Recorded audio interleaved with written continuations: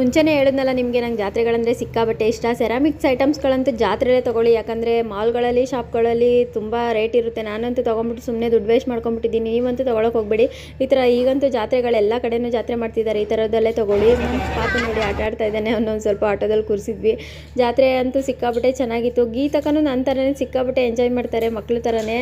ನಮ್ಮ ಪ್ರಣೀಲ್ನ ಕರ್ಕೊಂಡು ಹೋದ್ಮೇಲೆ ಶಾಪಿಂಗ್ ಮಾಡಲೇಬೇಕು. ಅವನಂತೂ ಕೇಳಿದ್ದೆಲ್ಲ ಬೇಕು ಅಂತಿರ್ತಾನೆ. ಸರಿ ಅಂದ್ಬಿಟ್ಟು ಅವ್ನಿಗೆ ಏನೇನು ಬೇಕು ಸ್ವಲ್ಪ ಕೊಡಿಸ್ಬಿಟ್ಟು ಫುಲ್ಲು ಜಾತ್ರೆ ಎಲ್ಲ ಚೆನ್ನಾಗಿ ಎಂಜಾಯ್ ಮಾಡಿದ್ವಿ. ನಮ್ಮ ಪಾಪನು ಸಿಕ್ಕಾಬಟ್ಟೆ ಎಲ್ಲ ನೋಡ್ತಾ ಇದ್ದ. ಅವ್ನಿಗೊಂಥರ ಖುಷಿ, ಓ ಅಂತ ಇದ್ದ ಅವನು. ತುಂಬ ಖುಷಿ ಆಯಿತು.